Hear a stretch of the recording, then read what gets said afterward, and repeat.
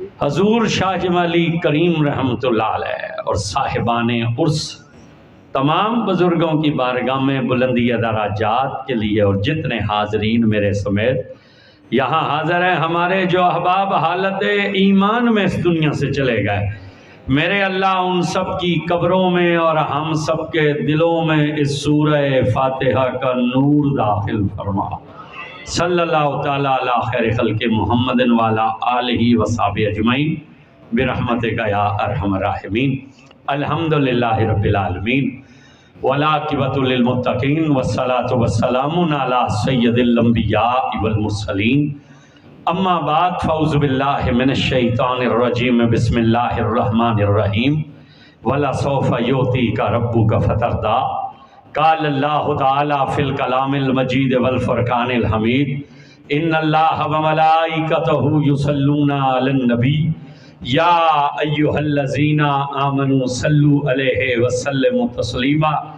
کوئی زبان خاموش نہ رہے، بڑی ایمانداری سے پڑھیے، الصلاۃ والسلام علیکہ یا سیدی یا رسول اللہ وعلی آلکہ وصحابکہ یا حبیب اللہ، الصلاۃ والسلام علیکہ یا رحمۃ للعالمین وعلی آلکہ وصحابکہ یا جد الحسن والحسین۔ جتنا مجمع اتنی آواز نہیں ہے، جس بندے کے کلیجے میں ایمان ہے اور اس کے منہ میں زبان ہے، اسے اونچی آواز سے پڑھنا چاہیے، الصلاۃ والسلام علیکہ یا قائد الغر المحجلین وعلی آلکہ وصحابکہ یا امام الانبیاء والمرسلین۔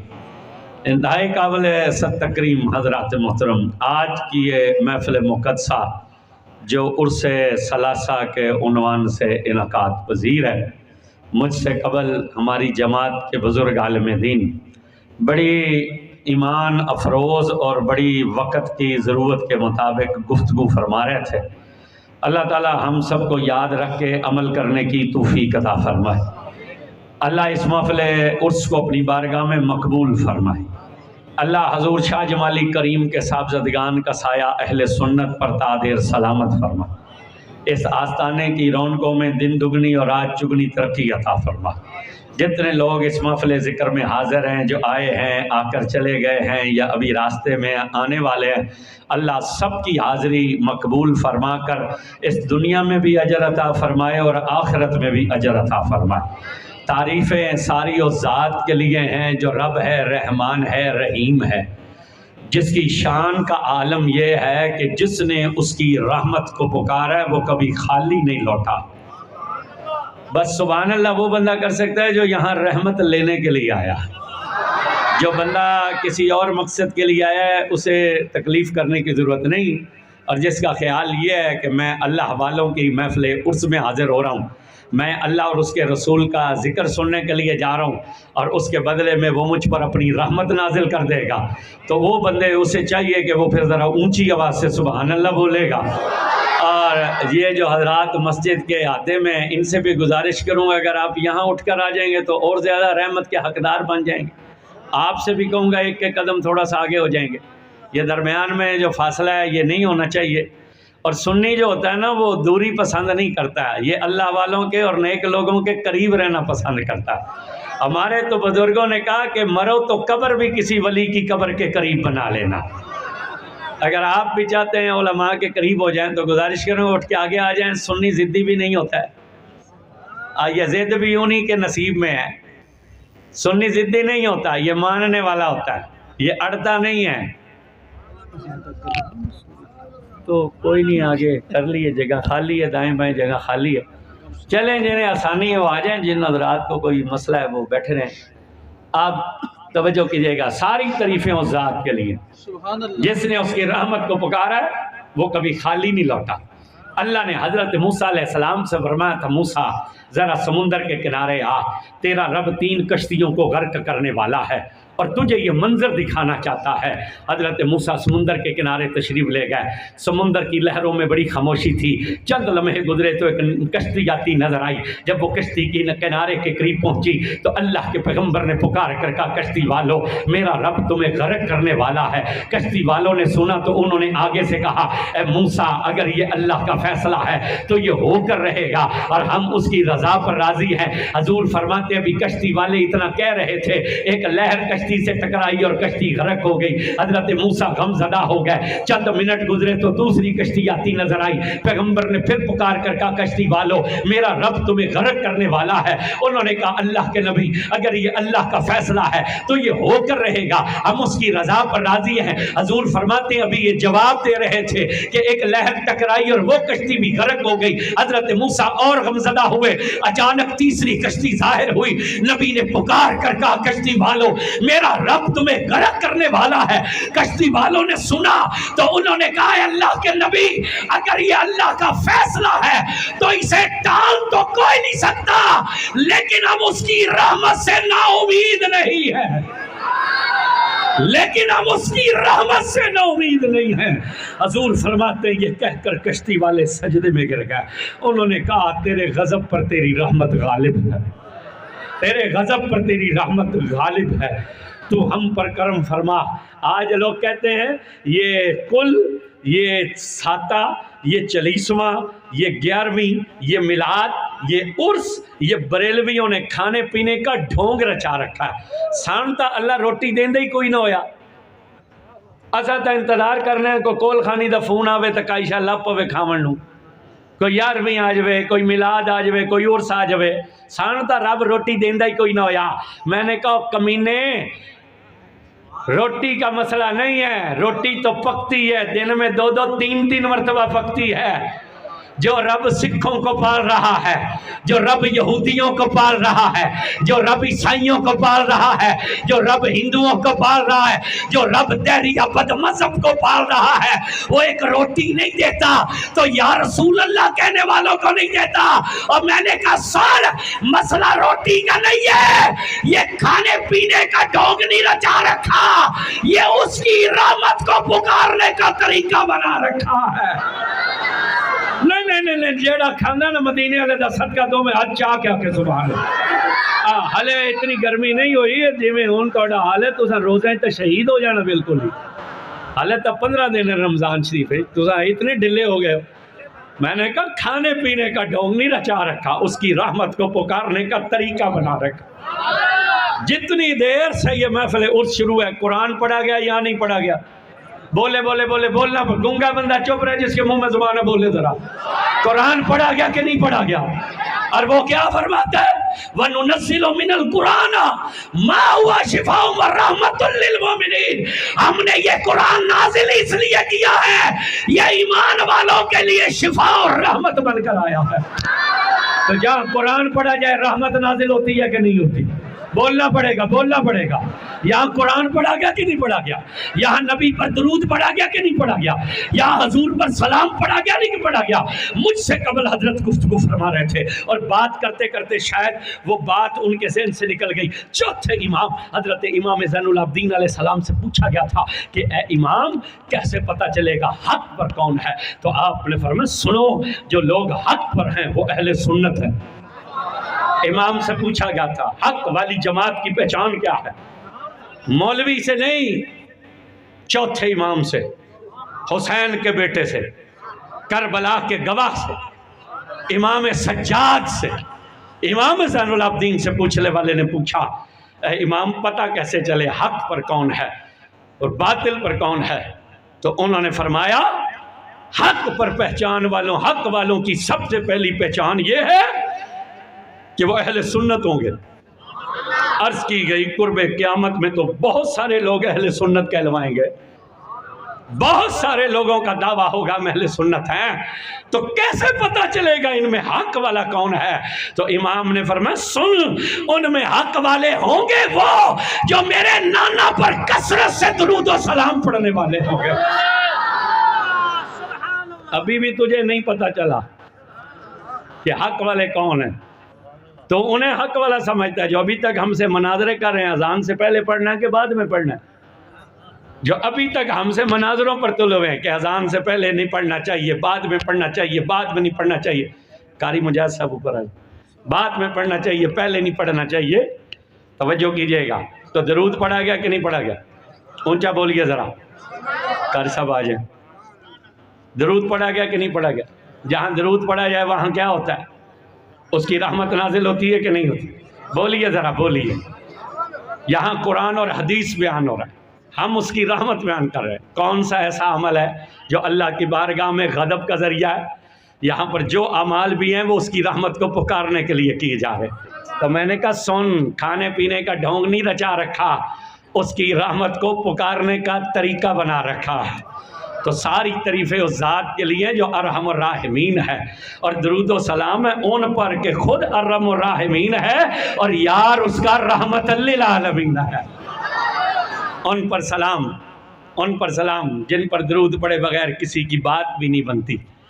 آپ توجہ کیجئے گا. مسئلہ تو ہم یہ کئی مرتبہ بیان کرتے ہیں، لیکن ہر مرتبہ مسئلہ جو بیان ہوتا ہے وہ سمجھانے کا مقصود اور ہوتا ہے. آج لوگ ہم سے کہتے ہیں ہمارے لیے اللہ کافی ہے، نہ کسی نبی کی ضرورت ہے، نہ علی کی ضرورت ہے، نہ ولی کی ضرورت ہے. تو میں آپ سے پوچھنا چاہتا ہوں، یہ جو آیت ہے حسبک اللہ، کہہ دیجئے تیرے لیے اللہ کافی ہے، یہ آیت مولویوں پر اتری تھی کہ حضور پر اتری تھی؟ بولے نہیں آپ حضرات. یہ قرآن مولویوں پر نازل ہوا ہے کہ حضور پر نازل ہوا ہے؟ بولے بولے. گونگا بندہ چپ رہے، جس کے منہ میں زبان ہے اسے بولنا چاہیے. یہ قرآن حضور پر نازل ہوا کہ مولویوں پر نازل ہوا؟ یہ آیت تو حضور پر اتری کہ مولویوں پر اتری؟ تو مولوی 14 صدیوں کے بعد یہ کہہ رہے ہیں ہمارے لیے بس اللہ کافی ہے. تو جس نبی پر یہ آیت اتری ہے وہ تو ہاتھ اٹھا کر کہتا ہے یا اللہ اسلام کی مدد عمر بن خطاب سے فرما دے.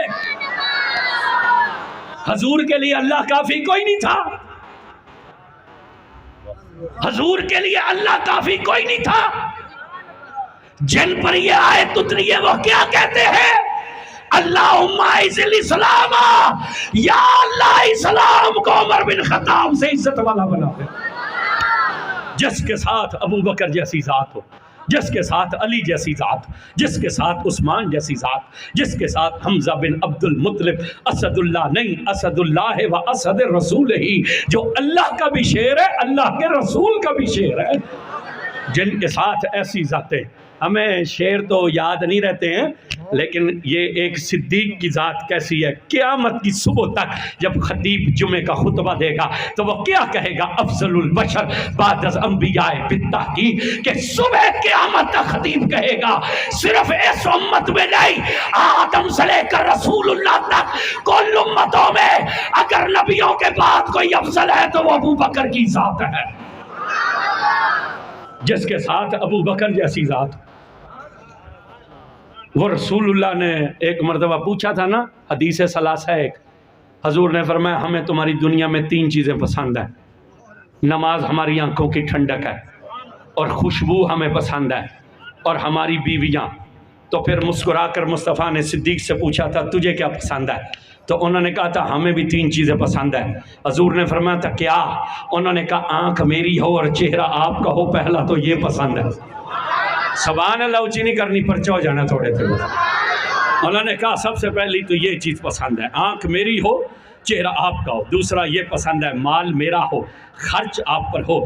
تیسرا یہ پسند ہے بیٹی میری ہو، نکاح میں آپ کے ہو. آپ نے عمر سے پوچھا تجھے کیا پسند ہے؟ انہوں نے عرض کی نیکی کا حکم دینا پسند ہے، برائی سے روکنا پسند ہے، تلوار سے جہاد پسند ہے. رسول اللہ نے حضرت عثمان سے پوچھا تجھے کیا پسند ہے؟ انہوں نے کہا مجھے بھی 3 چیزیں پسند ہے، قرآن کی تلاوت پسند ہے، ننگے کو کپڑے پہنانا پسند ہے، بھوکے کو کھانا کھلانا پسند ہے. حضور نے مولا علی سے پوچھا علی تجھے کیا پسند ہے؟ انہوں نے کہا یا رسول اللہ گرمیوں کا روزہ بڑا پسند ہے، سردیوں کا وضو بڑا پسند ہے، اور مہمان کی مہمان نوازی بڑی پسند. اساں تو انتظار کرنے نا مہمان لگا جاوے تو روٹی کھاویے. اساں تو انتظار کرنے پرانا ٹور جائے تو موڑ روٹی کھاوی. انہوں نے کہا مہمان کی مہمان نوازی بڑی پسند ہے. توجہ کرنا، حدیث آپ نے سنی ہے، میں نے تو نکتہ ایک نکالنا بیچ میں سے. حدیث آپ نے سنی، تھوڑا پیچھے کر دو، حدیث آپ نے سنی ہے، یہ تین جو باقی والے یار تھے نا، حضرت عمر، حضرت عثمان، حضرت علی، انہوں نے جو 9 باتیں کی نا، یہ عمل صالح تھی۔ یہ کیا ہے؟ عمل صالح۔ نیکی کا حکم کرنا عمل صالح، برائی سے روکنا، بولیں عمل صالح، تلوار کے ساتھ جہاد عمل صالح، قرآن کی تلاوت عمل صالح، ننگے کو کپڑے پہنانا عمل صالح، بھوکے کو کھانا کھلانا عمل صالح، گرمیوں کا روزہ عمل صالح ہے، سردیوں کا وضو عمل صالح ہے، مہمان کی مہمان نوازی عمل صالح ہے۔ یہ 3 یاروں نے جن اعمال کی بات کی وہ اعمال صالح تھے۔ انہوں نے کہا ہمیں اعمال صالح پسند ہے۔ آج لوگ ہمیں کہتے ہیں کہ قیامت کے دن تو عملوں سے بیڑا پار ہوگا اور تم صرف محفلیں کروانے میں لگے ہو اور نعرے لگانے میں لگے ہو، قیامت کے دن تو عملوں کی بات ہوگی۔ تو میں کہنا چاہتا ہوں ان 3 نے عمل مانگا تھا لیکن صدیق نے عمل نہیں، انہوں نے مصطفیٰ کو مانگا تھا۔ انہوں نے عمل نہیں مانگا، انہوں نے حضور کی ذات کی بات کی، اس لیے ان کا مقام سب سے اونچا ہے۔ انہوں نے یہ نہیں کہا تھا ہمیں نماز پسند ہے، انہوں نے کہا تھا ہماری پہلی پسند یہ ہے کہ چہرہ آپ کا ہو اور آنکھیں ہماری ہوں۔ یہی وجہ صوفیہ نے کہا ہر صحابی کی زیارت ہو سکتی ہے لیکن ابو بکر صدیق کی زیارت کا امکان سب سے زیادہ کم ہے، اس لیے کہ ابو بکر تو آج بھی نبی کے چہرے پر نگاہیں ٹکا کر بیٹھا ہوا ہے۔ ابو بکر رسول اللہ سے رخ پھیرے گا تو کسی کو زیارت کروائے گا۔ انہوں نے کیا کہا؟ انہوں نے کہا میری پہلی پسند یہ ہے کہ چہرہ آپ کا اور آنکھیں میری ہوں، اور دوسری چیز مجھے کیا پسند ہے یا رسول اللہ، مال میرا ہو اور خرچ آپ پر ہو۔ سنیو، آپ میلاد کراتے ہو نا؟ ٹھیک ہے، ابھی میرا خطاب آخر میں وہ تو اب شروع ہو گیا، نہیں یہاں نہیں، اب ختم ہوگا، اب چلنے دے، اب نہیں میں ختم کر سکتا، یہ بتانا تھا نا آپ نے، اب جتنی دیر ہوتا ہے ہونے دیں بس۔ توجہ ہے؟ وہ پرچی خواجہ صاحب نے بھیجی ہے، بھی تقریر یہی ختم کر دیں، آپ کی تقریر تو بعد میں ہونی ہے، اب شروع ہو گئی، چلیں بعد میں بھی تھوڑی سی کر لیں گے، چلیں توجہ ہے۔ تو یہ مال، انہوں نے کیا کہا؟ مال میرا اور خرچ آپ پر ہو۔ انہوں نے کہا تھا مال میرا اور خرچ، اب اس کے 2 ترجمے کیے گئے، ایک یہ کہ مال میرا اور خرچ آپ کریں، یا مال میرا اور خرچ آپ پر ہو۔ تو یہ جو ہمیں تانے دیتے ہیں نا، یہ تم صرف محفلیں کراتے رہتے ہو، تو یہ بات رکھنا یہ تمہاری خوش نصیبی ہے کہ تمہارا مال رسول اللہ کے ذکر پر خرچ ہوتا ہے، تمہارا مال رسول اللہ کے ذکر پر خرچ ہوتا ہے۔ لوگوں کا مال خرچ ہوتا ہے اپنے مولویوں پر، آواز کھولیں جس کی، لوگوں کا مال خرچ ہوتا ہے اپنے لیڈروں پر، لیکن سنی کا مال جب بھی خرچ ہوتا ہے یا نبی کے میلاد پر ہوتا ہے یا حسین کی نیاز پر ہوتا ہے۔ تو ہمارا مال، تو انہوں نے کہا مال میرا اور خرچ آپ پر، اور تیسرا کیا کہا؟ بیٹی میری ہو اور نکاح میں آپ کے ہو۔ یہ حضرت صدیق نے 3 باتیں پیش کی، میں اس کی اگر وضاحت میں جاؤں تو پھر لمبی وضاحت ہو جائے گی، صرف سمجھانا مقصود تھا آپ کو کہ بیٹی میری، اور انسان کو 3 چیزوں سے محبت ہے نا، جان سے محبت ہوتی ہے، مال سے محبت ہوتی ہے اور اولاد سے۔ تو صدیق وہ ہے جس نے غار میں جان نبی پر قربان کر دی، بلکہ صرف غار میں، یہ کوفے کی جامع مسجد تھی، مولا علی خطبہ دے رہے تھے، آپ نے کہا تم سمجھتے ہو کہ علی سب سے بہادر ہے، بتلاؤ کون سب سے بہادر ہے؟ پوری جامع مسجد کوفہ نے کہا یا علی، آپ سے بہادر کون ہو سکتا ہے؟ آپ نے کہا سنو، تم سمجھتے ہو کہ علی سب سے بہادر ہے، لیکن ایک مرد وہ بھی ہے جو علی سے بھی زیادہ بہادر ہے۔ کوفے کی جامع مسجد میں لوگوں کے منہ کھلے رہ گئے کہ کوئی آپ سے بھی بہادر ہو سکتا ہے۔ آپ نے فرمایا ہاں، 2 موقع ایسے آئے تھے کہ جہاں علی بھی پیچھے رک گیا اور کوئی آگے نہ بڑھا، تو وہاں اگر کوئی مرد آگے بڑھا تو وہ ابو بکر صدیق ہے۔ آپ نے فرمایا ابو بکر علی سے بھی بہادر ہے۔ یا رسول اللہ، حق جاری یاد، آپ نے فرمایا صدیق علی سے بھی بہادر۔ اور ان دو موقعوں میں ایک موقع وہ تھا، فرماتے ہیں جب 16 رمضان کو لشکر اسلام بدر کے میدان میں پہنچا تو سب صحابہ نے مشورہ کیا حضور کے لیے ایک چھپر بنا دیا جائے تاکہ نبی پاک اس چھپر کے اندر تشریف فرما ہو اور ہم سب لڑنے کے لیے جائیں، حضور پیچھے ہوں۔ اور صحابہ نے وہ چھپر بنایا اور انہوں نے بنا کر کہا یا رسول اللہ ہم آپ کی اونٹنی یہاں بٹھا دیتے ہیں، حضور اگر تو ہم جیت گئے تو آپ آگے آ جائیے گا، اور اگر ہم ہار گئے تو حضور آپ اونٹنی پر بیٹھ کر جدھر اللہ آپ کو لے جائے آپ تشریف لے جائیے۔ یہ ایمان ہے صحابہ کا، یہ صحابہ کی محبت ہے۔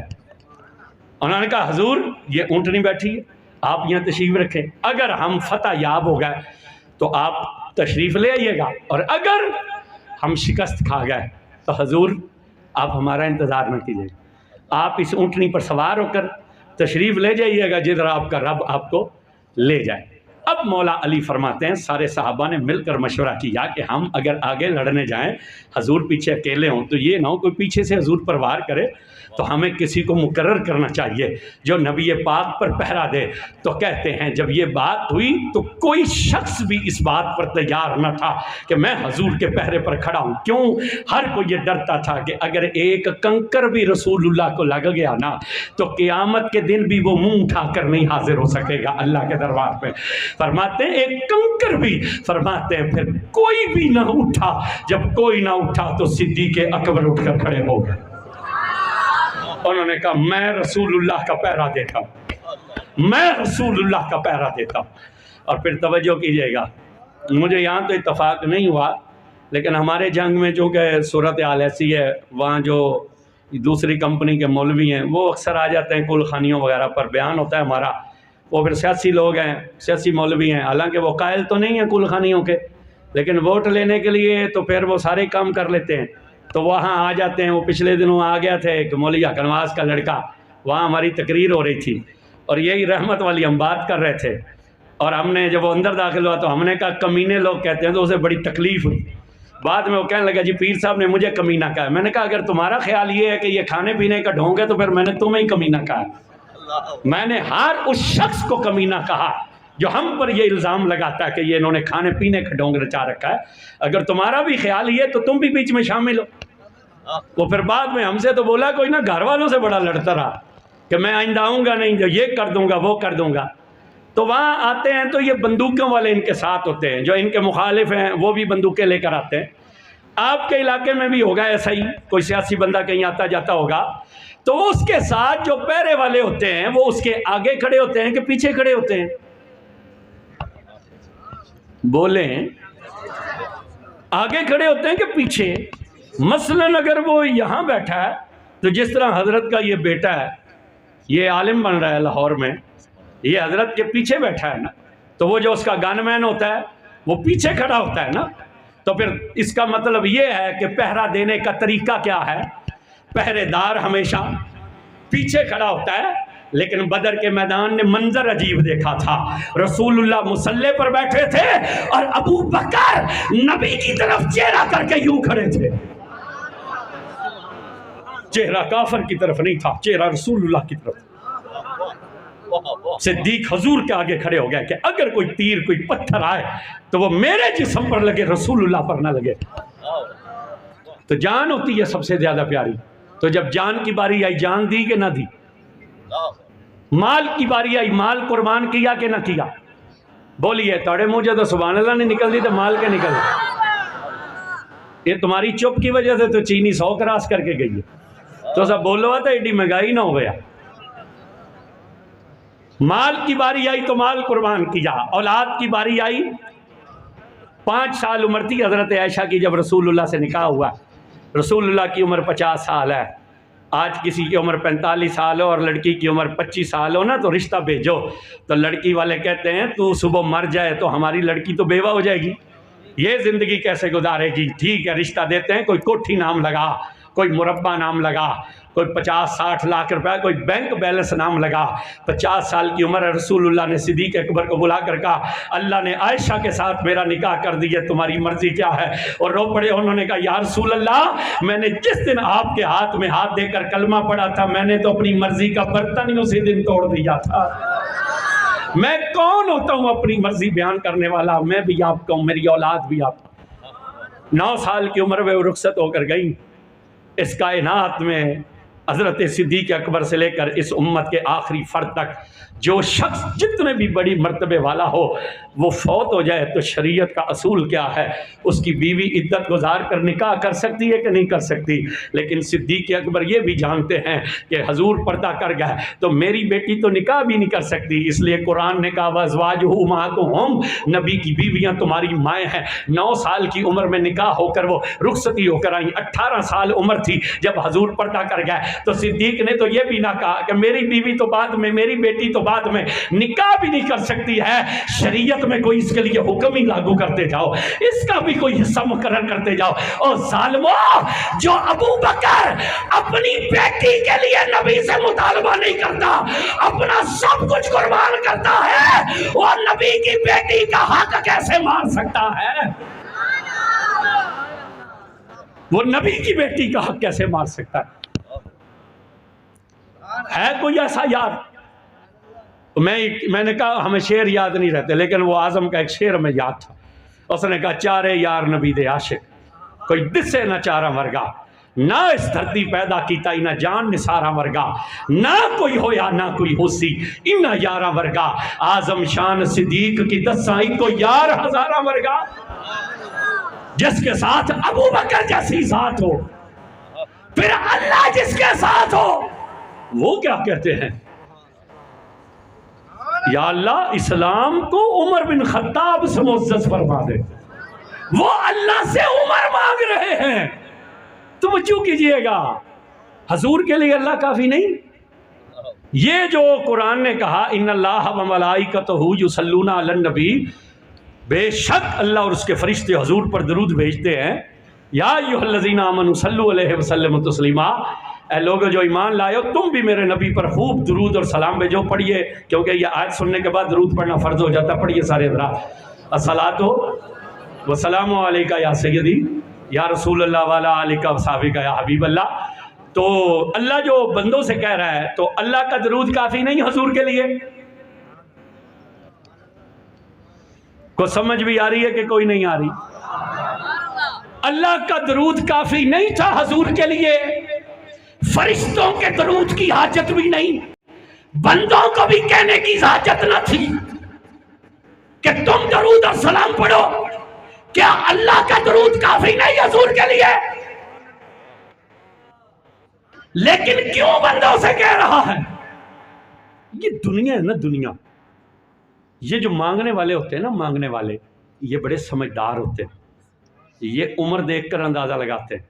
اگر بڑی عمر ہو تو اسے کہتے ہیں تیرے بچوں کی خیر ہو، اگر چھوٹی عمر ہو تو اسے کہتے ہیں تیرے ماں باپ کی خیر ہو، اگر درمیانی عمر ہو تو اسے کہتے ہیں تیری جوانی کی خیر ہو۔ میں نو اللہ دے نام تے کچھ دے۔ پھر بندہ جو سوچتا ہے اے جو ہن اتنیاں دعاواں دیتی کھلا ہے نو کائی نہ کائی شت دے بھی ہے نا، تو پھر ہم جیب میں ہاتھ ڈالتے ہیں کہ نہیں ڈالتے؟ 10 20 100 50 جو توفیق ہوتی ہے اسے دیتے ہیں۔ تو اللہ فرماتا ہے وہ تم جیسے محتاج سے مانگے وہ تو تیری بھی خیر مانگے، تیرے ماں باپ کی بھی خیر مانگے، تیرے بچوں کی بھی خیر مانگے، اور تم جیسا محتاج جب مجھ جیسے غنی سے مانگے تو ایسے ہی ہاتھ اٹھا کر شروع ہو جائے۔ مگر سن، ہماری شان یہ ہے ہم لم یلد ہے ولم یولد ہے، نہ وہ کسی کا باپ ہے نہ وہ کسی کا بیٹا ہے، نہ اسے کسی نے جنا ہے نہ اس نے کسی کو جنا ہے۔ میں گھر گھرانوں سے پاک ہوں، میں رشتے داریوں سے پاک ہوں، مگر سوال میرا ایک محبوب ہے، اس کے شہزادے بھی ہیں، اس کی شہزادیاں بھی ہیں، اس کا گھر بھی ہے، اس کا گھرانہ بھی ہے۔ جب تجھ جیسا محتاج ہم سے مانگے تو ایسے ہی ہاتھ اٹھا کر نہ مانگے، میرے محبوب کی خیر مانگنا، اس کے شہزادوں کی خیر مانگنا، اس کی شہزادیوں کی خیر مانگنا، اس کے گھر گھرانے کی خیر مانگنا۔ جب تو اس کے گھر گھرانے کی خیر مانگے گا نا تو پھر ہم تجھے خالی نہیں جانے دیں گے، ہم تیری جھولی بھر کر تجھے بھیجیں گے۔ توجہ کیجئے گا، توجہ کیجئے گا، توجہ کیجئے گا۔ یہ جو لوگ وسیلے کے قائل نہیں ہیں، مولانا روم رحمۃ اللہ علیہ نے ایک حدیث نقل کی ہے مثنوی شریف میں۔ آپ فرماتے ہیں کہ حضور کی محفل سجی تھی تو ایک شہد کی مکھی آئی، وہ رسول اللہ کے ارد گرد بھن بھنانے لگی۔ صحابہ پاک نے دیکھا تو وہ بے چین ہو گئے کہ یہ کہیں حضور کو ڈنگ نہ لگا دے۔ تو جب نبی پاک نے صحابہ کی بے چینی دیکھا تو آپ نے فرمایا فکر نہ کرو، یہ ڈنگ لگانے نہیں آئی، یہ تو ہمیں دعوت دینے کے لیے آئی ہے۔ تو شہد کی مکھی نے کیا عرض کیا؟ اس نے کہا یا رسول اللہ شہد تیار ہے، آپ کسی غلام کو حکم کیجئے۔ السلام علیکم حضور ہے، نعرہ تکبیر، نعرہ رسالت، نعرہ حیدری، حضور قبلہ حضرت علامہ مولانا نظر محمد نظر حسین صاحب قادری، آپ تشریف لائیں ماشاءاللہ۔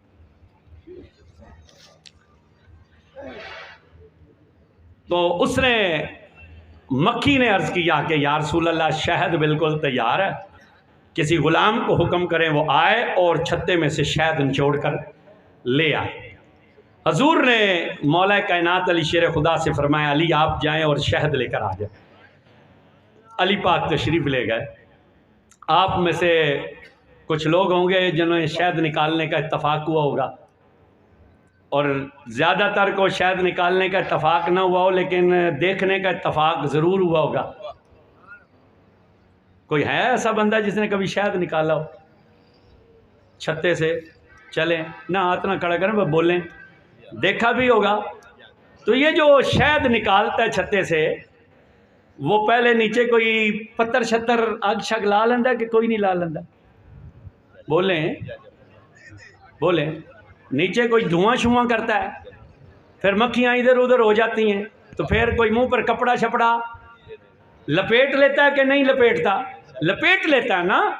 تو یہ جو کہتے ہیں کہ وسیلے کی ضرورت نہیں ہے، نہ نبی کے، نہ ولی کے، نہ علی کے، تو میں اس سے کہنا چاہتا ہوں کہ وہ صرف شہد کے چھتے سے یہ کپڑے کا وسیلہ چھوڑ کر شہد نکال دیں۔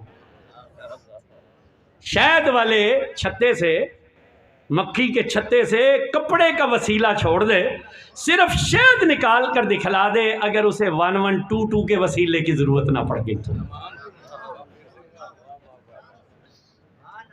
مکھی نے عرض کیا شہد تیار، مولا علی تشریف لے گئے، شہد نچوڑ کر لے آئے، حضور نے بھی نوش کیا، صحابہ نے بھی نوش کیا۔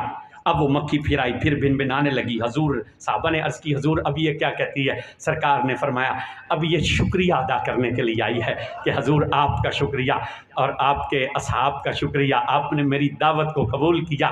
اب حضور نے اسے فرمایا یہ بتلا کہ یہ جو تو شہد تیرا ہوتا ہے، تو ہر طرح کے پھولوں سے رس نچوڑتی ہے، کڑوے پھولوں سے، میٹھے پھولوں سے، رنگ والے بے رنگ والے، لیکن تیرے شہد کا رنگ بھی ایک ہے، اس کا ذائقہ بھی ایک ہے، تو اس کا رنگ اور ذائقہ ایک کیسے ہوتا ہے؟ اس نے عرض کی یا رسول اللہ آپ نے حق فرمایا، ہم ہر طرح کے پھولوں سے رس نچوڑ لیتی ہیں، کڑوے پھولوں سے بھی، میٹھے پھولوں سے بھی، پھیکے پھولوں سے بھی، رنگ والے پھولوں سے بھی، بے رنگ والے پھولوں سے۔ حضور سارا دن شہد رس نچوڑ کر جب شام کو ہم اپنے چھتے میں جاتی ہیں تو اس رس کو اگل دیتی ہیں، پھر حضور اس کے ارد گرد بیٹھ کر ہم آپ پر درود و سلام پڑھنا شروع کر دیتی ہے۔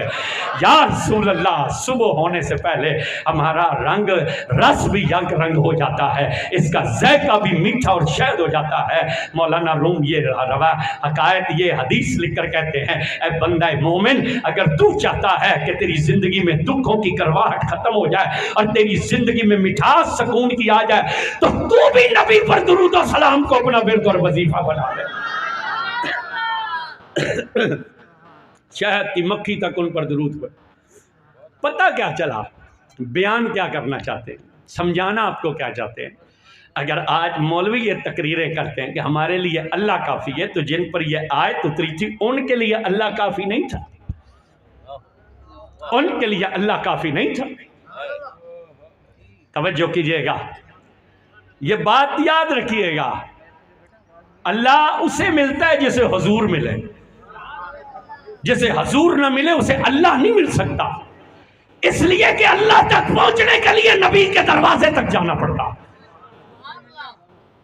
میں پہلے بھی کئی مرتبہ یہ بات عرض کر چکا ہوں، حضرت غریب نواز حضرت خواجہ سید معین الدین چشتی اجمیری رحمت اللہ علیہ آپ کیا فرماتے ہیں کہ اگر کوئی بندہ 100 سال بھی تسبیح پر یہ پڑھتا رہے لا الہ الا اللہ لا الہ الا اللہ لا الہ الا اللہ پڑھتا پڑھتا مر جائے، پکا جہنمی ہے، وہ جنت میں نہیں جا سکتا، اس لیے کہ جنت میں جانے کے لیے اسے ایک مرتبہ محمد الرسول اللہ ضرور پڑھنا پڑے گا۔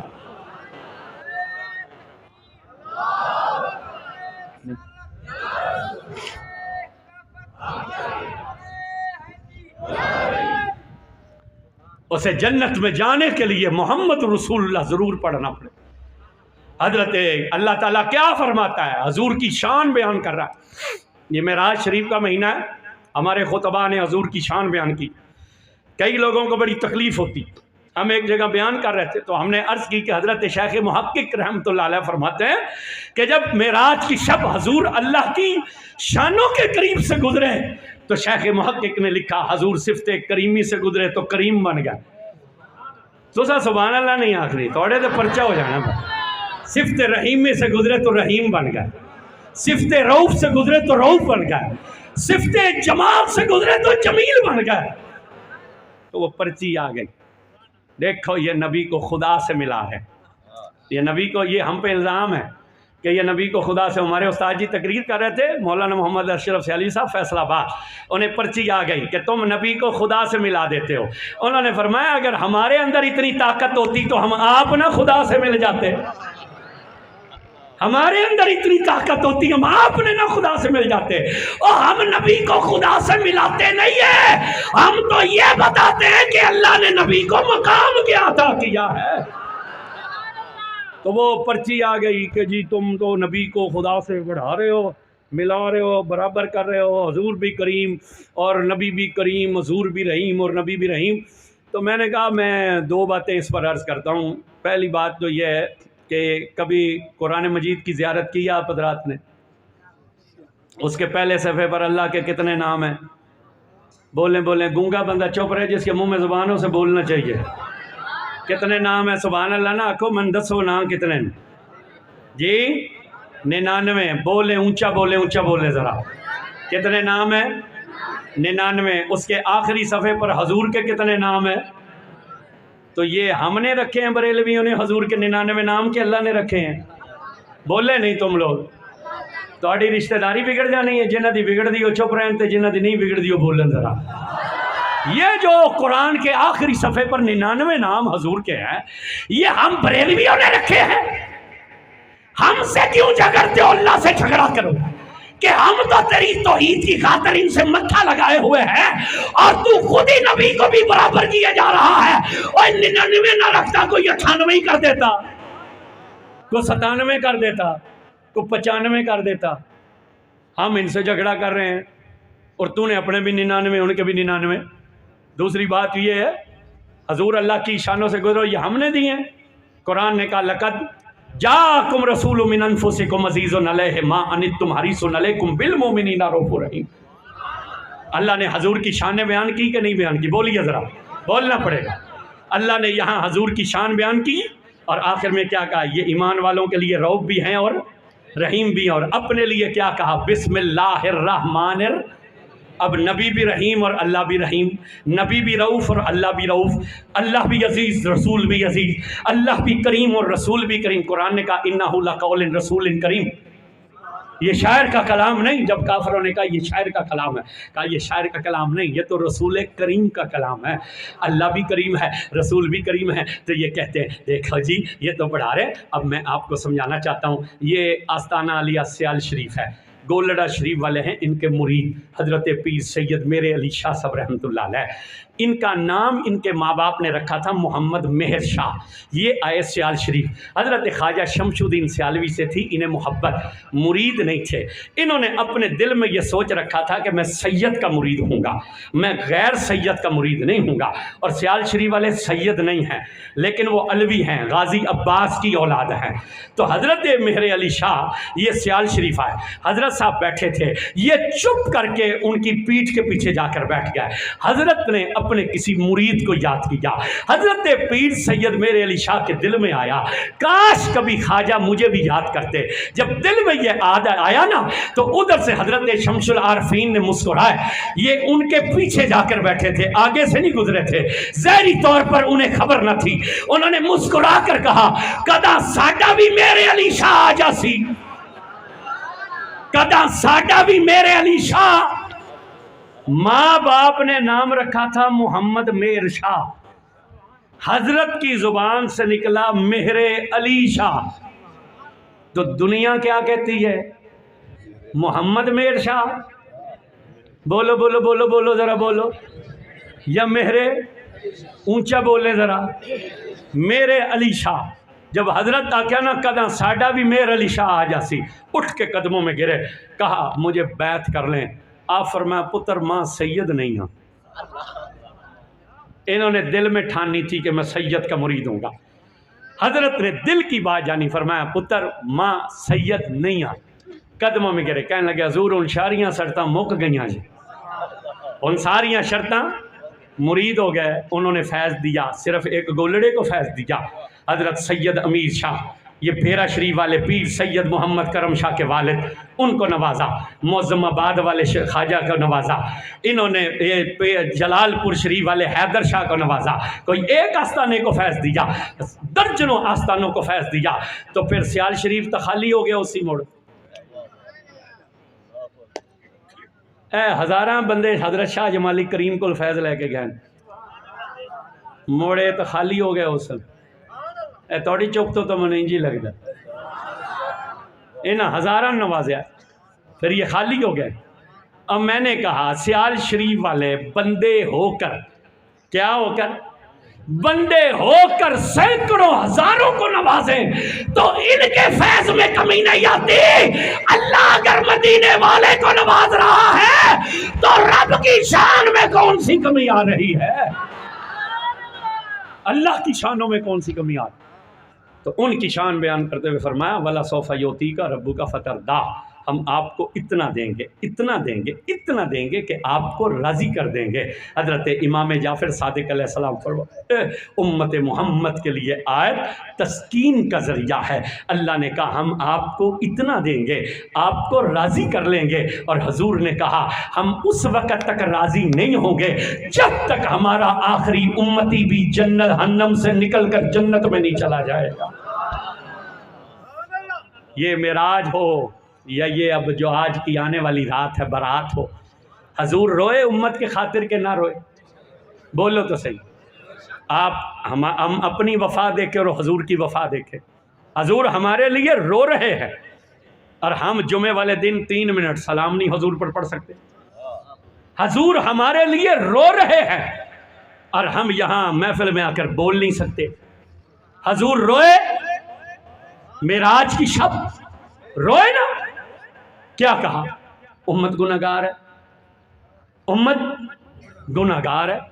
یہ شب برات میں کیا تھا؟ سیدہ پاک نہیں فرماتی عائشہ پاک, میں نے دیکھا جنت البقیع میں زلفیں کھلی تھی, آنکھوں میں آنسو تھے اور زبان پر دعا تھی رب ہب لی امت, اللہ مغفر لی امت, میری امت بخش. مائی صاحبہ کہتی ہیں رات میری باری کی تھی, اچانک بستر خالی تھا, میں نے دیکھا حضور نہیں تھے, مجھے بڑی غیرت پیدا ہوئی کہ رات میری باری کی ہے اور محبوب میرا کسی اور کے دروازے پر چلا جائے. فرماتی میں اٹھی, میں ایک ایک بیوی کے گھر گئی. 8 بیویاں اس وقت حیات تھیں, حضور کسی بیوی کے گھر نہ پائے گئے. پھر میں مسجد میں آئی تو حضور مسجد میں نہ تھی. دیر ڈھونڈتے ڈھونڈتے نکلی تو جنت البقیع جا پہنچی جو مدینے کا قبرستان ہے. کہتی ہیں میں نے دیکھا زلفیں کھلی تھی, سر سجدے میں تھا, آنکھوں میں آنسو تھے, زبان پر امت کے لیے فریاد تھی. میں نے جب حضور کو اس حال میں دیکھا تو میں نے سوچا میں کس حال میں ہوں اور محبوب کس عالم میں. کہتی ہیں یہ منظر دیکھ کر میں مڑی پیچھے, جیسے ہی مڑ کر چلنے لگی میں نے مڑ کر دیکھا تو حضور بھی پیچھے آ رہے تھے. فرماتی ہیں میں نے تیز تیز چلنا شروع کر دیا, مڑ کر دیکھا تو حضور بھی تیز تیز ہو گئے. کہنے لگی میں بھاگ پڑی. اب جب بندہ بھاگتا ہے تو اسے سانس چڑھتا ہے کہ نہیں چڑھتا؟ کہتی ہیں بھاگتے بھاگتے گھر پہنچی, بستر پر آ کر لیٹ گئی, سانس چڑھا تھا. نبی پاک تشریف لائے, آپ نے جب دیکھا سانس چڑھا ہوا ہے آپ نے فرمایا عائشہ تم کہیں گئی تھی؟ میں نے عرض کیا میں کہیں نہیں گئی تھی. حضور نے مسکرا کر کہا اچھا تو نہ بتلا, میرا اللہ جو مجھے بتلا دے گا. تو نہ بتلا، میرا اللہ جو مجھے بتلا دے گا۔ فرماتی ہے میں اٹھ کر کھڑی ہوں، میں نے ہاتھ باندھے، میں نے کہا یا رسول اللہ، میں نے بستر خالی دیکھا، رات کا وقت تھا، میں نے کہا رات میری باری کی ہے، میرا محبوب میرے بستر سے اٹھ کر کسی اور کے بستر میں چلا جائے، مجھے غیرت پیدا ہوئی۔ میں ایک ایک بیوی کے گھر گئی لیکن آپ وہاں نہ تھے، مسجد میں گئی تو آپ وہاں نہ تھے، جنت البقیع میں گئی تو منظر دیکھا، سر سجدے میں تھا، آنکھوں میں آنسو تھے، اور زبان پر امت کی بخشش کی دعا تھی، نعرہ تکبیر، کھڑے ہو کر استقبال کریں، نعرہ رسالت، نعرہ حیدری، نعرہ تحقیق، نعرہ غوثیہ، آستانہ عالیہ شاہ جمالی کریم، صاحبزدگان شاہ جمالی کریم، جیوے جیوے مرشد، جیوے جیوے جیوے، زور سے بولیے، جیوے جیوے جیوے جیوے جیوے جیوے۔ راستہ چھوڑ دیں بس حضرات۔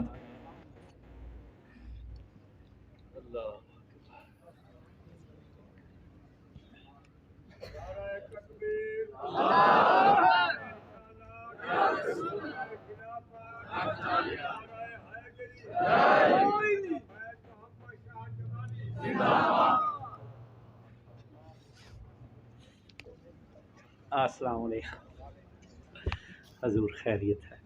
ٹھیک ہے، آپ دعا۔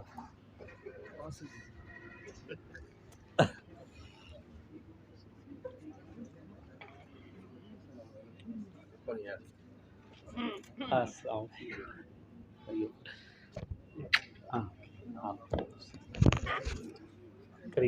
تشریف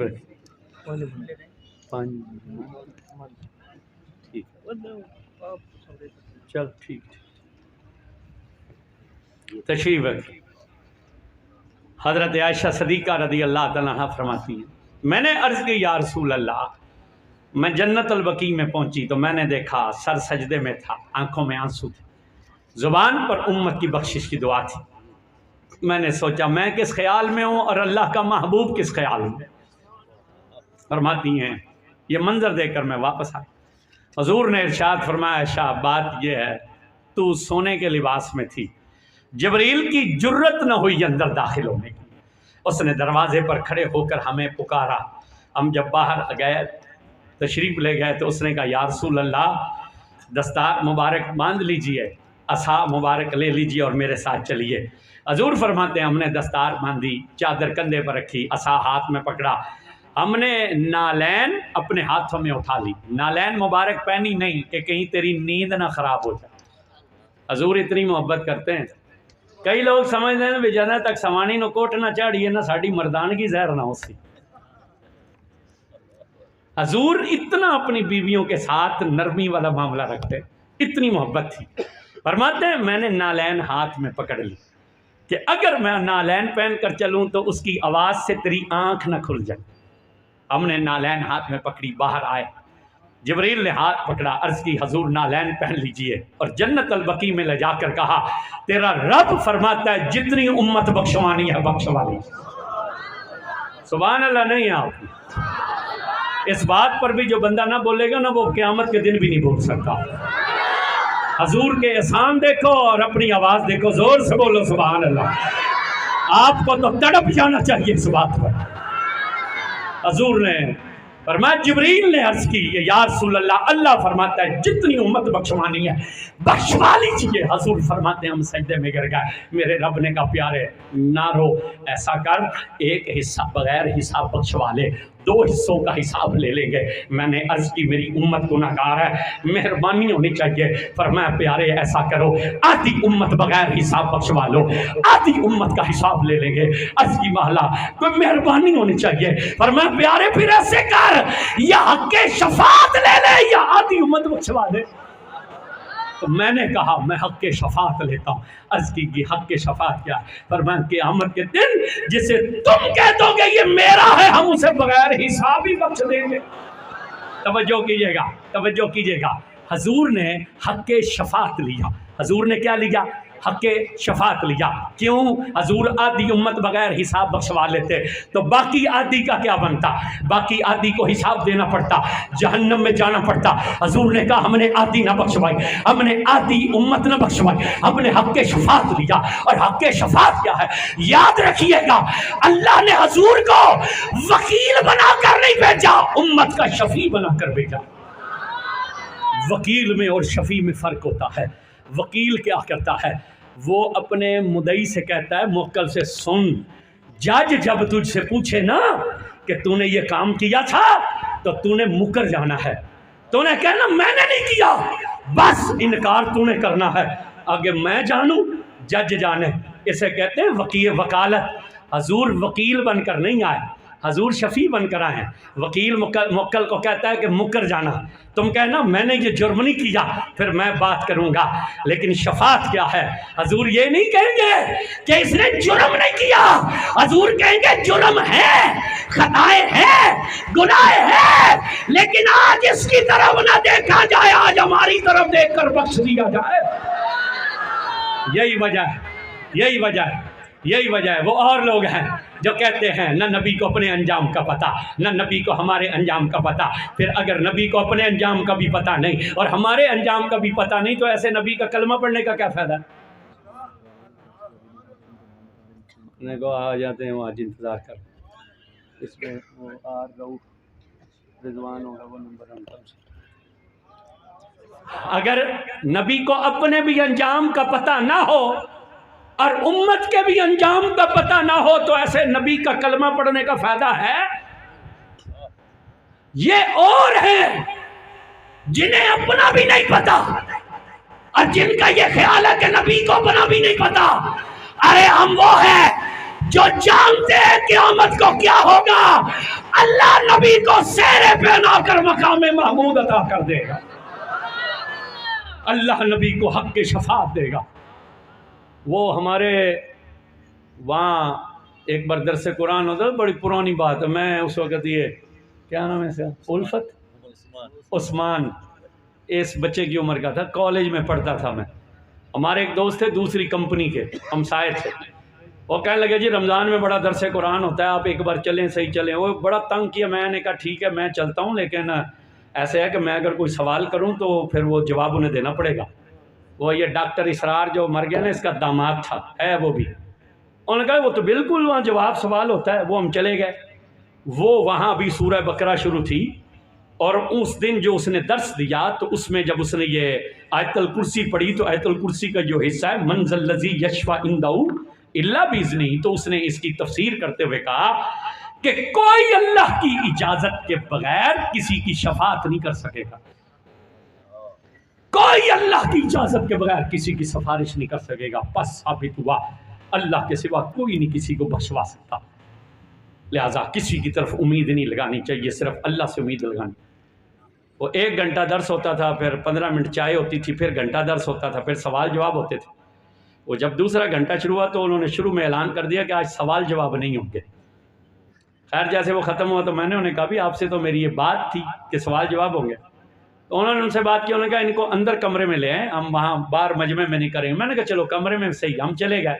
میں نے اس سے کہا، انجینئر تھا وہ بھی، میں نے کہا یہ جو آیت الکرسی کا یہ حصہ ہے من ذا الذی یشفع عندہ الا باذنہ، یہ اس کے اندر جو یہ بیان کیا گیا ہے یہ شفاعت عامہ کے لیے ہے کہ شفاعت خاصہ کے لیے ہے؟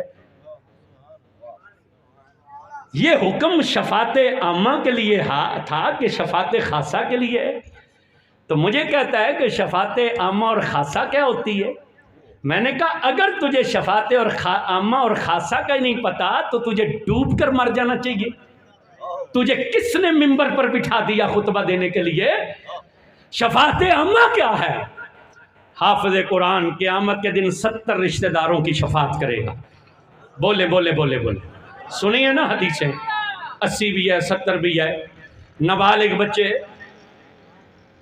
چھوٹے بچے جو فوت ہو جاتے ہیں وہ قیامت کے دن اپنے ماں باپ کی شفاعت کریں گے. اولیاء اللہ شفاعت کریں گے، شہید شفاعت کرے گا، عالم شفاعت کرے گا، نیک لوگ شفاعت کریں گے. یہ شفاعت عامہ ہے. یہ جو قرآن نے کہا منزل الذی یشفع عندہ الا بإذنہ، اس کا مطلب یہ تھا جب تک اللہ اجازت نہیں دے گا نہ کوئی حافظ شفاعت کر سکتا ہے، نہ قاری شفاعت کر سکتا ہے، نہ شہید شفاعت کر سکتا ہے، نہ ولی شفاعت کر سکتا ہے، نہ کوئی نابالغ بچہ شفاعت کر سکتا ہے۔ میں نے کہا یہ حصہ شفاعت عامہ کے لیے ہے، حضور کی شفاعت شفاعت عامہ نہیں، حضور کی شفاعت تو شفاعت خاصہ ہے۔ قیامت کے دن جب امتیں پریشان ہوں گی، نفسا نفسی کا عالم ہوگا، ہر کسی کو اپنی پڑی ہوگی، ماں باپ اولاد سے منہ موڑیں گے، استاد شاگردوں سے، بھائی بھائی سے، بہن بہن سے بیگانہ، دوست دوست سے بیگانہ۔ تو حدیث کیا کہتی ہے؟ اللہ لوگوں کے دل میں یہ الہام کرے گا، اللہ لوگوں کے دل پر یہ الہام کرے گا کہ دنیا میں تمہارا کوئی کام پھنس جاتا تھا تو تم سفارش ڈھونڈتے تھے، تو آج محشر کے میدان سے مشکل کون سا کام ہے؟ آج سفارش کیوں نہیں ڈھونڈتے؟ یہ الہام اللہ ڈالے گا۔ اب ساری امتیں سر جوڑ کر بیٹھ جائیں گی کہ اتنے مشکل مقام میں ہم کس کے پاس جائیں۔ اب یہ حضور خود بیان کر رہے ہیں، وہ تو کہتے ہیں نا نبی کو نہ اپنا پتہ ہے نہ امت ہمارا پتہ ہے، لیکن ان کا عقیدہ یہ ہمارا نہیں، ہمارا یہ ہے حضور کو ہر چیز کا پتہ ہے اور ہر چیز مصطفیٰ نے بیان کر دی ہے۔ حضور فرماتے ہیں ساری امتیں سر جوڑ کر بیٹھ جائیں گی اور وہ کہیں گے دنیا میں ہمارا کام پھنس جاتا تھا تو سفارش ڈھونڈتے تھے، تو یہ تو بڑا مشکل مقام ہے، تو اب کس کی سفارش ڈھونڈیں؟ تو کہتے ہیں وہ سوچیں گے ایسا کرتے ہیں ہمارا باپ جو ہوتا ہے نا وہ اولاد کے لیے بڑا مہربان ہوتا ہے، اور ہمارا باپ آدم بڑی شان والا ہے، ابو البشر ہے، کل انسانوں کا باپ ہے، مسجود ملائکہ ہے، کل فرشتوں نے سجدہ کیا ہے، دست قدرت سے بنایا گیا ہے، اور خلیفہ ہے اللہ کا۔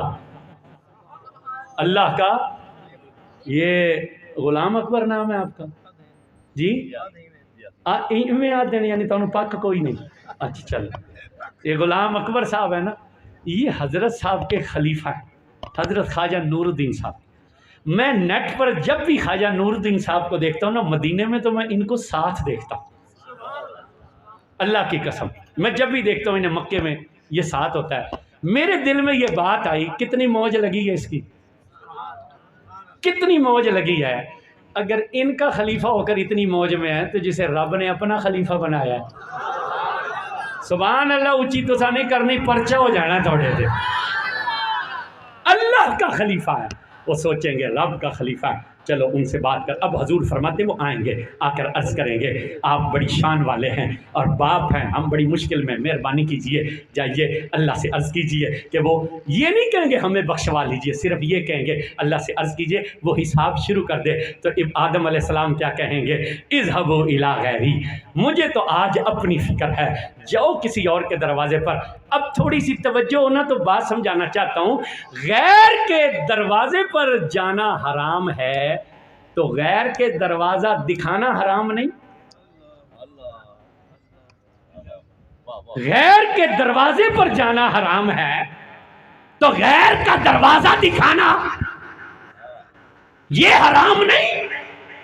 آدم علیہ السلام کیا کہیں گے؟ اذهبوا الی غیری، یہ نہیں کہیں گے اللہ کے دروازے پر جاؤ، کہیں گے اذهبوا الی غیری، جاؤ کسی غیر کے پاس۔ اگر غیر کے دروازے پر جانا حرام ہے تو پھر غیر کا دروازہ دکھانا حرام نہیں۔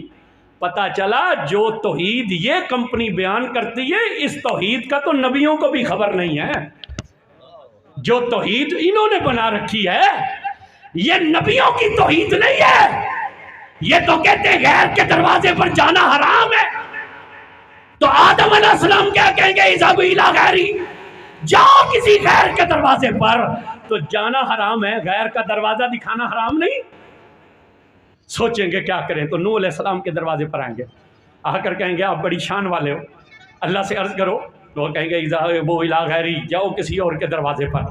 پھر ابراہیم علیہ السلام کے دروازے پر آئیں گے، آ کر کہیں گے آپ تو خلیل ہیں، وہ کہیں گے میں نچلے درجے کا خلیل ہوں، میرے ساتھ تو جو بھی بات ہوتی تھی درمیان میں جبریل ہوتا تھا، ایسے کرو تو موسیٰ کے دروازے پر جاؤ، موسیٰ بغیر وسیلے کے باتیں کیا کرتا تھا، وہ کلیم طور ہے۔ حضرت موسیٰ کے پاس آئیں گے، حضور فرما رہے ہیں، حضرت موسیٰ سے آ کر کہیں گے بڑی شان والے ہو، اللہ سے ہم کلام ہوتے رہے ہو، جلوے دیکھتے رہے ہو، ذرا آج مہربانی کرو۔ تو وہ کہیں گے نہیں، ہمیں تو اپنی فکر ہے، ہم کلیم طور ہیں، کلیم محشر کوئی اور ہے، آج ہمارے پاس نہیں، جاؤ عیسیٰ کے پاس۔ حضرت عیسیٰ کے پاس آئیں گے، تم تو بغیر باپ کے پیدا ہوئے روح اللہ ہو، کلمۃ اللہ ہو، مہربانی کرو۔ وہ کہیں گے نہیں، میں تو ڈرتا ہوں، اللہ کہیں مجھ سے ہی نہ پوچھ لے کہ یہ تو نے ہی نے کہا تھا کہ یہ تجھے اور تیری ماں کو خدا مانے، اس لیے جاؤ، آؤ میں تمہیں لے جاتا ہوں۔ تو وہ کہیں گے آؤ میں تمہیں محمد کے دروازے پر لے کر جاتا ہوں۔ تو پھر وہ حضور کے دروازے پر لائیں۔ اب یہ 5 رسولوں کا حضور نے ذکر کیا، کتنوں کا؟ بولیں بولیں بولیں، کون کون سے؟ آدم، نوح، ابراہیم، موسیٰ اور عیسیٰ۔ بولیے کتنے؟ 5 عزت والے رسولوں کا۔ حیرت ہے ان 5 کو اللہ کا دروازہ کوئی نہیں پتا تھا۔ یہ 5 اللہ کے دروازے پر کیوں نہیں بھیج رہے؟ یہ رسول اللہ کے دروازے پر بھیج رہے، غیر کا دروازہ دکھلا رہے۔ پتا چلا ان کا بھی عقیدہ یہی تھا، بخدا خدا کا یہی ہے در، بخدا خدا کا یہی ہے در، نہیں اور کوئی مفر مکر، جو یہاں سے ہو وہی جا کے ہو، جو یہاں نہیں تو وہاں نہیں۔ اب حضور کے پاس آئیں گے، اب حضور آگے سے کیا کہیں گے؟ اذهبوا الی غیری، فرمائیں گے نہیں، ہم کہیں گے انا لہا انا لہا انا لہا، آج کے دن کے لیے تو میں ہی تھا، تم دیر لگا کر کیوں آئے ہو؟ تم دیر لگا کر کیوں؟ 2 روایتیں پیش کر کے میں گفتگو ختم کر دوں گا۔ انجیل برناباس کیا کہتی ہے؟ حضرت عیسیٰ علیہ السلام کہتے ہیں پس حضور آگے بڑھیں گے، اللہ کے عرش کے نیچے سجدہ کریں گے، اس دن حضور کے چہرے کا نور اتنا ہوگا کہ 10,000 سورج مل کر بھی حضور کے چہرے کا مقابلہ نہ کر سکے گا۔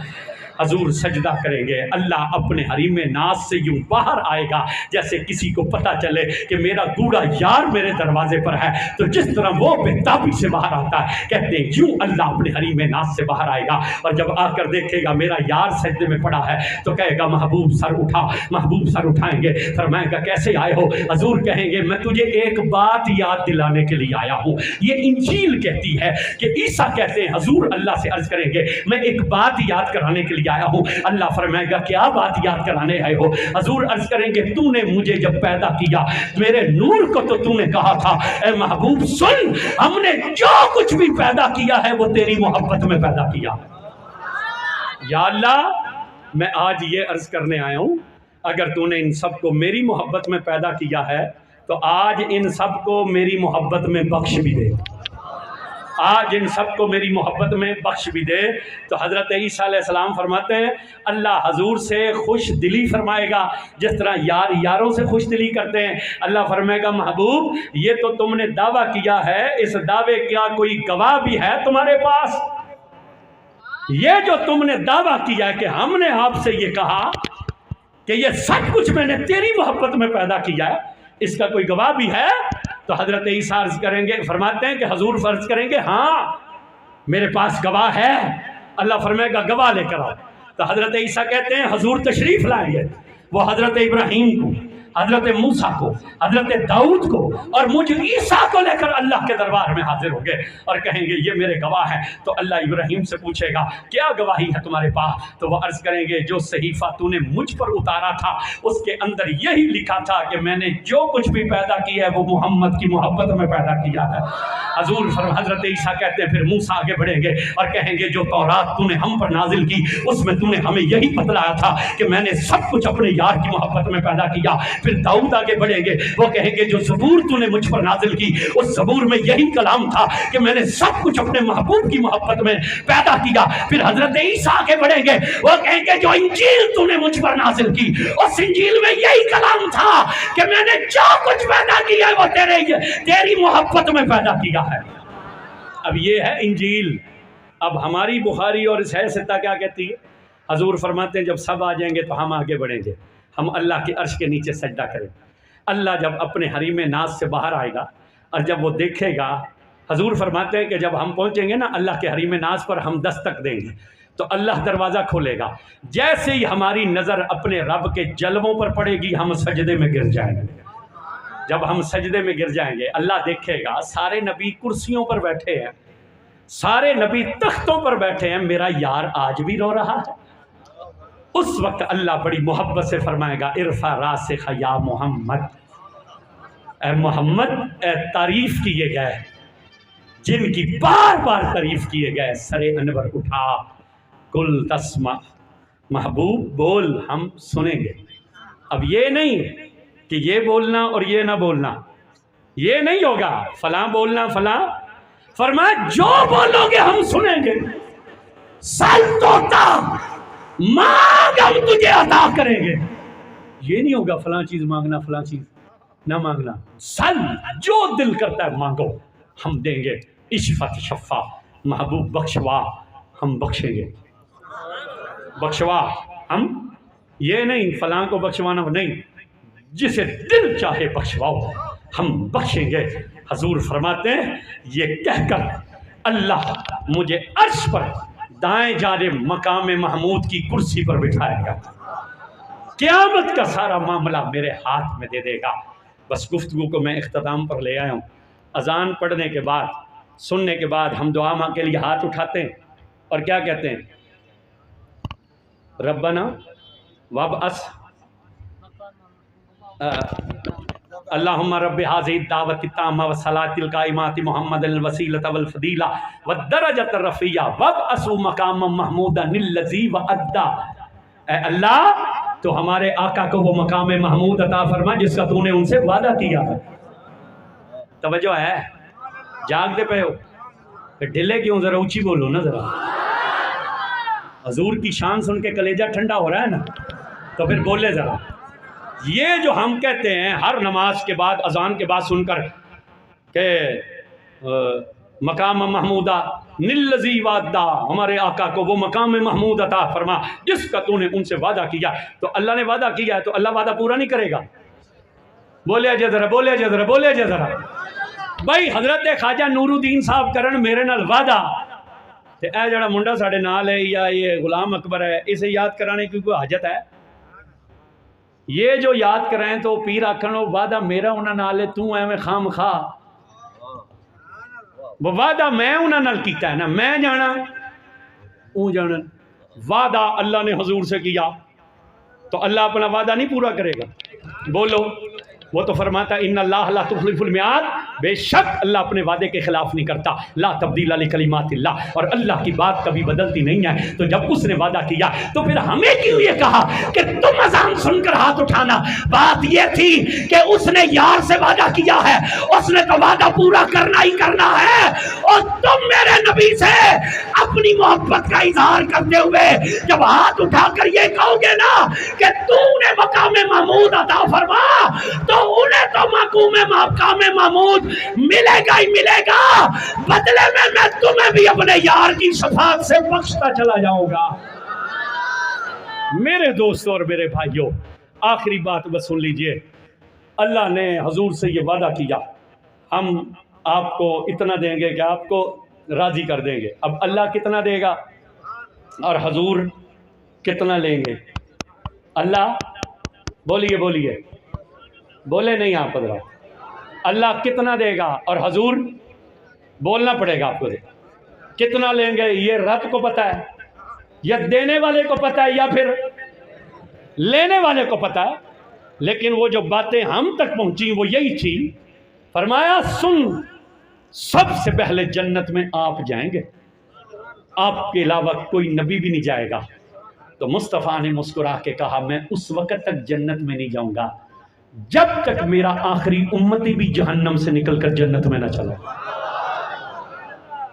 آخری امتی بھی جہنم سے نکل کر جنت میں نہ چلا جائے۔ یہ شب برات ہو، یہ شب معراج ہو، یہ رمضان ہو، یہ عرس کی محفل ہو، یہ میلاد ہو، یہ کس لیے ہیں؟ اللہ ہمیں بخشنا چاہتا ہے، اللہ ہمیں اور حضور ہمیں بخشوانا، بولیے نا، کس لیے شان بیان کی؟ کہ سو کر گزاری جائے کہ جاگ کر گزاری جائے؟ کس لیے ولیوں کے مرتبے بیان کیے کہ ان سے دور رہا جائے یا ان کے قدموں میں آ کر بیٹھا جائے؟ مولوی تو سارا سال تقریر کرتے ہیں نا ولیوں کے پاس نہیں جانا چاہیے، پیروں کے پاس نہیں جانا چاہیے، درباروں کے پاس نہیں جانا چاہیے، یہ اتنے برے تھے تو اللہ قرآن میں ان کا رد کرتا، وہ تو کہتا ہے الا ان اولیاء اللہ لا خوف علیہم ولا هم یحزنون، خبردار یہ جو میرے دوست ہیں انہیں غم بھی نہیں ہے، انہیں خوف بھی نہیں ہے۔ وہ تو کہتا ہے یا ایھا الذین آمنوا اتقوا اللہ وکونوا مع الصادقین، اے لوگو جو ایمان لائے ہو ان کے قریب ہو جانا، ان کی سنگت اختیار کر لینا۔ تو یہ سارے بہانے ہمیں بخشنے کے لیے ہیں۔ اللہ ہمیں بولیے بخشنا چاہتا ہے، میرا ایمان ہے آپ بولیں گے اور بخشے جائیں گے۔ ہاں یاد رکھیے گا، بولیے اللہ ہمیں، جس بندے کے منہ میں زبان ہے ذرا ہاتھ بلند کر کے بولے اللہ ہمیں، آواز آپ کی کم ہے، آپ کی آواز زیادہ ہونی چاہیے، اللہ ہمیں، اور اونچی آواز ہونی چاہیے اللہ ہمیں۔ اے توڑے نالوں تا زیادہ انہاں دی آواز ہوندی ہے جڑے مریم نواز نال نیب چلے جاندے ہیں۔ اپنا زور بھی دیکھو اور ان کا بھی دیکھو، جو ان کا مال کھائیں وہ اتنا زور لگائیں، اور جو ساری زندگی سے حضور کا کھا رہے ہیں وہ یوں بول رہے ہیں کہ جی میں گونگے نوں دیو نا جی گڑ، قاری مجاہد صاحب گونگے دے منہ مٹھائی پاؤ نا، انہوں پوچھو نا مٹھائی کیسی ہو، کہ اے توڑی آواز انج ہے جی میں گونگا کو دازا بھی مٹھائی کتنی مٹھی۔ بولو اللہ ہمیں، ایسا نہیں تڑپ کر بولو اللہ ہمیں، محبت سے خوش ہو کر بولو اللہ ہمیں، اور حضور ہمیں بخشوانا چاہتے ہیں، حضور ہمیں بخشوانا چاہتے ہیں، تو پھر ہمیں بھی کوشش کرنی چاہیے کہ ہم بخشے جائیں۔ اب آواز نہیں آپ کی، جو اپنی بخشش کروانے کے لیے ہے نا وہ بندہ بولے، جو چاولوں کے لیے ہے وہ چپ رہے، جو یہاں کسی اور کام کے لیے وہ چپ رہے، جو صرف اس لیے آیا کہ آج میں شاہ جمالی کریم کی شہزادیوں ان کے داماد کے عرس کی محفل میں جا کر جب اللہ اور اس کے رسول کا ذکر سنوں گا اور پھر میں نیک لوگوں کی سنگت میں جب ہاتھ اٹھاؤں گا تو رب ان کے ہاتھوں کے اٹھے ہوئے ہاتھوں اور ان کی دعاؤں کے صدقے مجھے بھی بخش دے گا، میرے ماں باپ کو بھی بخش دے گا، میرے آنے والوں کو بھی بخش دے گا، مجھ